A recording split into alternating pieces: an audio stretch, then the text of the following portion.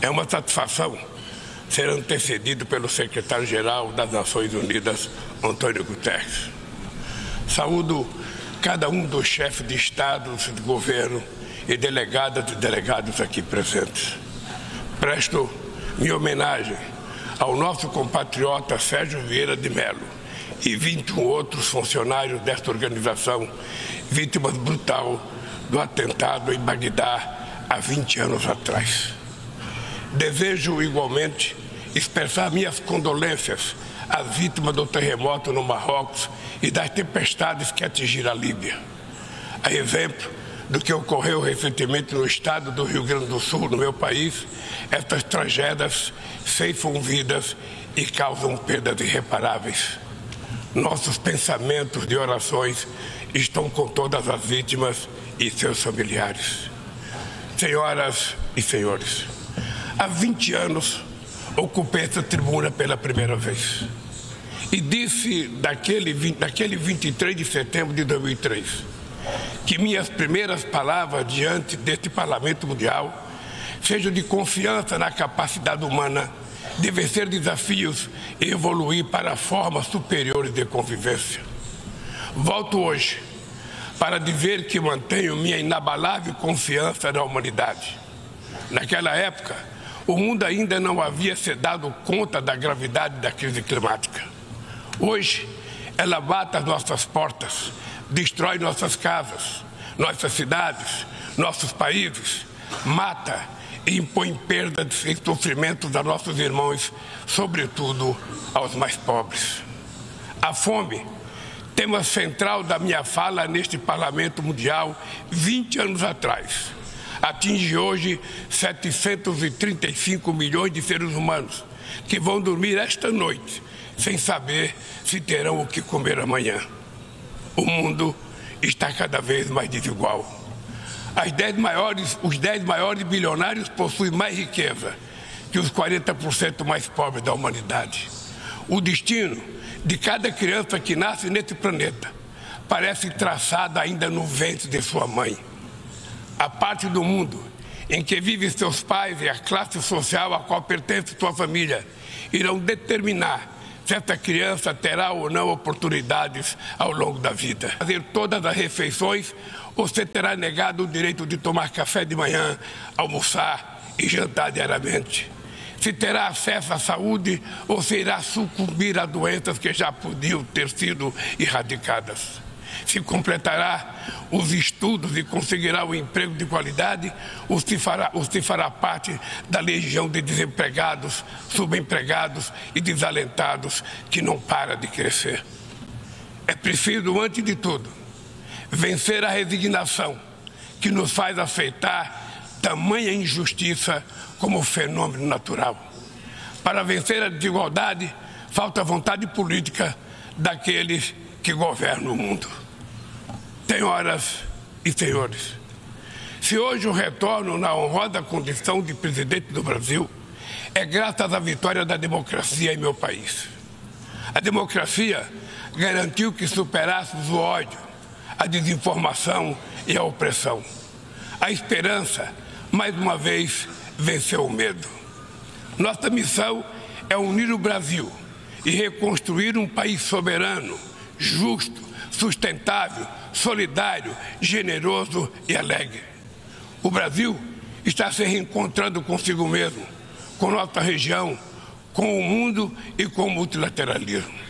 Como não me canso de repetir, o Brasil está de volta. Nosso país está de volta para dar sua devida contribuição ao enfrentamento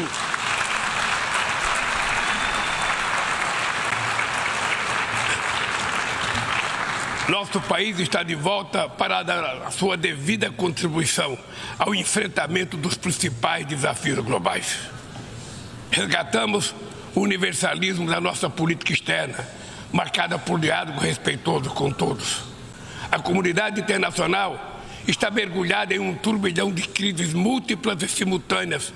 A pandemia da Covid-19, crise climática e a insegurança alimentar e energética ampliada por crescentes tensões geopolíticas. O racismo, a intolerância e a xenofobia se alastram, ativadas por novas tecnologias criadas supostamente para nos aproximar. Se tivéssemos que resumir em uma única palavra este desafio, ela seria desigualdade. A desigualdade está na raiz destes fenômenos ou atua para agravá-los. A mais ampla e mais ambiciosa ação coletiva da ONU, voltada para o desenvolvimento, a Agenda 2030, pode se transformar no seu maior fracasso. Estamos na metade do período de implantação e ainda muito distante das metas definidas. A maior parte dos objetivos de desenvolvimento sustentável caminha em ritmo muito lento. O imperativo moral e político de erradicar a pobreza e acabar com a fome parece estar anestesiado. Nesses 7 anos que nos restam, a redução da desigualdade dentro dos países e entre eles deveria se tornar o objetivo síntese da Agenda 2030. Reduzir as desigualdades dentro dos países requer incluir os pobres nos orçamentos nacionais e fazer os ricos pagar impostos proporcionais ao seu patrimônio. No Brasil, estamos comprometidos a implementar todos os 17 Objetivos de Desenvolvimento Sustentável de maneira integrada e indivisível. Queremos alcançar a igualdade racial na sociedade brasileira por meio de um 18º objetivo que adotaremos voluntariamente.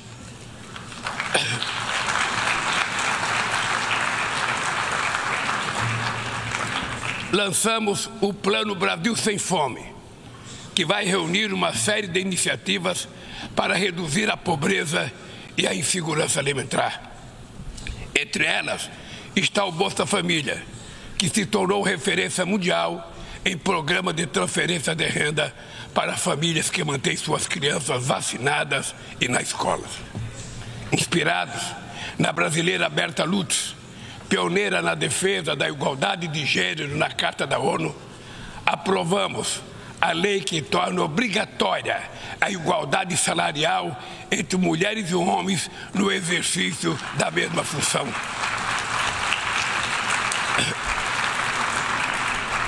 Combateremos o feminicídio e todas as formas de violência contra as mulheres. Seremos rigorosos na defesa dos direitos dos grupos LGBTQI+, e pessoas com deficiência. Resgatamos a participação social como ferramenta estratégica para a execução de políticas públicas. Senhor Presidente, agir contra a mudança do clima implica pensar no amanhã e enfrentar as desigualdades históricas. Os países ricos cresceram baseado em um modelo com alta taxa de emissão de gases danosos ao clima. A emergência climática torna urgente uma correção de rumos e a implantação do que já foi acordado. Não é por outra razão que falamos em responsabilidades comuns, mas diferenciadas. São as populações vulneráveis do sul global as mais afetadas pelas perdas de danos causados pela mudança do clima. Os 10% mais ricos da população mundial são responsáveis por quase a metade de todo o carbono lançado na atmosfera. Nós, países em desenvolvimento, não queremos repetir esse modelo. No Brasil, já provamos uma vez e vamos provar de novo que um modelo socialmente justo e ambientalmente sustentável é possível. Estamos na vanguarda da transição energética. Nossa matriz já é uma das mais limpas do mundo. 87% da nossa energia elétrica provém de fontes limpas e renováveis. A geração de energia solar, eólica, biomassa, etanol, biodiesel cresce a cada ano. É enorme o potencial de redução de hidrogênio verde. Com o plano de transformação ecológica, apostaremos na industrialização e infraestruturas sustentáveis. Retomamos uma robusta e renovada agenda amazônica com ações de fiscalização e combate a crimes ambientais. Ao longo dos últimos 8 meses, o desmatamento na Amazônia brasileira já foi reduzido em 48%. O mundo inteiro sempre falou da Amazônia.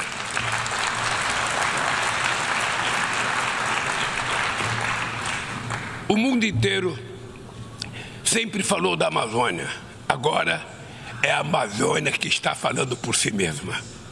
Sediamos há um mês a cúpula de Belém no coração da Amazônia e lançamos uma nova agenda de colaboração entre os países que fazem parte daquele bioma. Somos 50 milhões de sul-americanos, amazônidas, cujo futuro depende da ação decisiva e coordenada dos países que detêm soberania sobre os territórios da região. Também aprofundamos o diálogo com outros países detentores de florestas tropicais da África e da Ásia. Queremos chegar à COP28 em Dubai com uma visão conjunta que reflita sem qualquer tutela as prioridades de preservação das bacias amazônicas do Congo e do Bornéu-Mekong, a partir das nossas próprias necessidades. Sem mobilização de recursos financeiros e tecnológicos, não há como implementar o que decidimos no Acordo de Paris e no Marco Global da Biodiversidade. A promessa de destinar 100 bilhões de dólares anualmente para os países em desenvolvimento permanece apenas isso, uma longa promessa. Hoje, esse valor seria insuficiente para uma demanda que já chega à casa dos trilhões de dólares.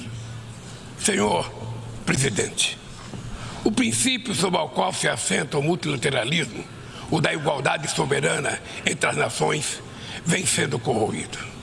Nas principais instâncias da governança global, negociações em que todos os países têm voz e voto perderam o fôlego. Quando as instituições reproduzem as desigualdades, elas fazem parte do problema e não da solução.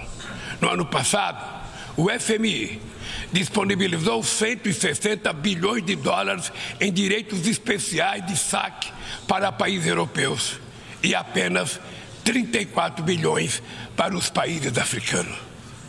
A representação desigual e distorcida na direção do FMI e do Banco Mundial é inaceitável. Não corrigimos os excessos da desregulação dos mercados e da apologia do Estado mínimo. As bases de uma nova governança econômica não foram lançadas. Os BRICS surgiu na esteira desse mobilismo e constitui uma plataforma estratégica para promover a cooperação entre países emergentes.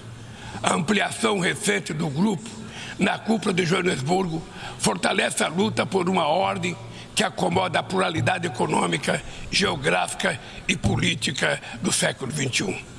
Somos uma força que trabalha em prol de um comércio global mais justo, num contexto de grave crise do multilateralismo. O protecionismo dos países ricos ganhou força e a Organização Mundial do Comércio permanece paralisada, em especial o seu sistema de solução de controvérsias. Ninguém mais se recorda da rodada do desenvolvimento de Doha. Nesse íntere, o desemprego e a precarização do trabalho minaram a confiança das pessoas em tempos melhores, em especial os jovens do mundo. Os governos precisam romper com a dissonância cada vez maior entre a voz do mercado e a voz das ruas. O neoliberalismo agravou a desigualdade econômica e política que hoje assola as democracias. Seu legado é uma massa de deserdados e excluídos. Em meio aos seus escombros, surgem aventureiros de extrema-direita que negam a política e vendem soluções tão fáceis quanto equivocadas. Muitos sucumbiram à tentação de substituir um neoliberalismo falido por um nacionalismo primitivo, conservador e autoritário.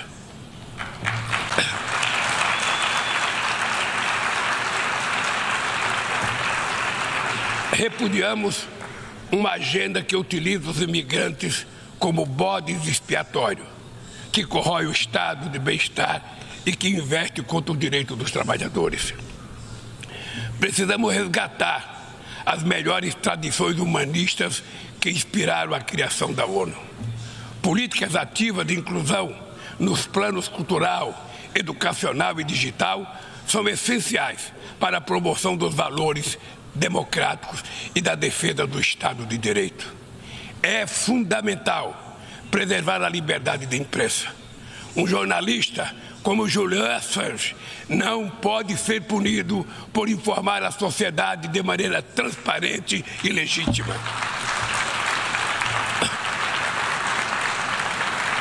Nossa luta é contra a desinformação e os crimes cibernéticos.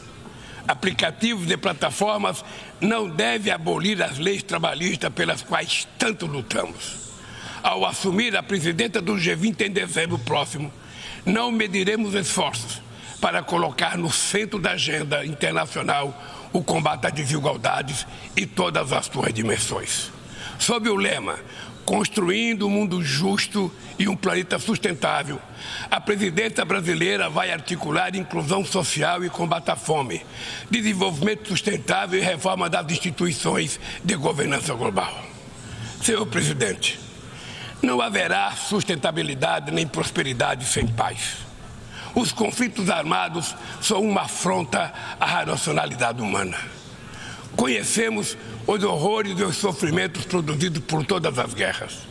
A promoção de uma cultura de paz é um dever de todos nós construí-la e requer persistência e vigilância. É perturbador ver que persistem as antigas disputas não resolvidas e que surgem ou ganham vigor novas ameaças. Bem mostra a dificuldade de garantir a criação de um Estado do povo palestino.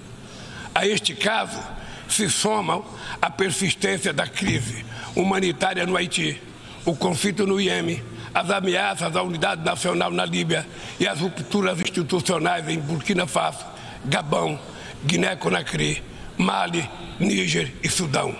Na Guatemala, há risco de um golpe que impediria a posse do vencedor das eleições democráticas.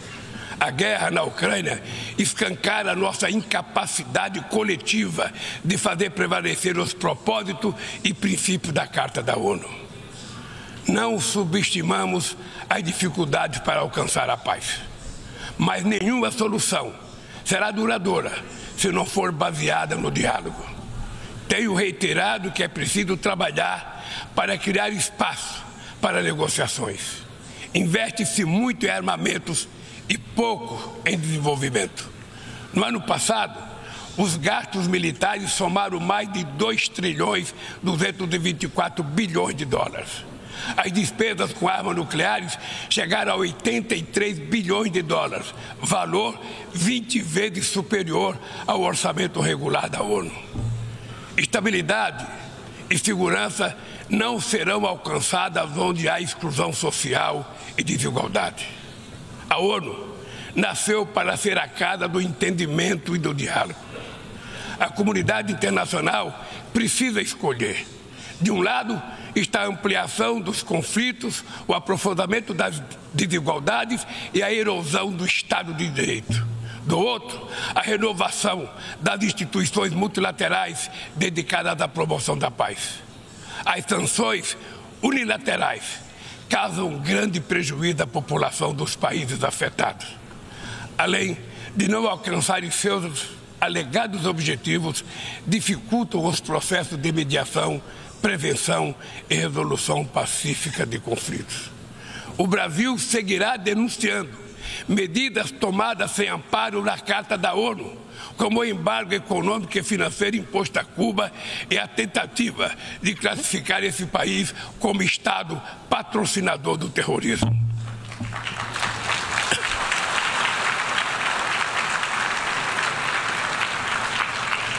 Continuaremos críticos a toda tentativa de dividir o mundo em zonas de influência e de reeditar a Guerra Fria. O Conselho de Segurança da ONU vem perdendo progressivamente a sua credibilidade. Essa fragilidade decorre, em particular, da ação de seus membros permanentes, que travam guerras não autorizadas em busca de expansão territorial ou de mudança de regime. Esta paralisia é a prova mais eloquente da necessidade e urgência de reformá-lo, conferindo-lhe maior representatividade e eficácia. Senhoras e senhores, a desigualdade precisa inspirar indignação. Indignação com a fome, a pobreza, a guerra, o desrespeito ao ser humano. Somente movidos pela força da indignação, poderemos agir com vontade e determinação para vencer a desigualdade e transformar efetivamente o mundo ao nosso redor. A ONU precisa cumprir seu papel de construtora de um mundo mais justo, solidário e fraterno. Mas só o fará se seus membros tiverem a coragem de proclamar sua indignação com a desigualdade e trabalhar incansavelmente para superá-la. Eu quero dizer muito obrigado a todos vocês.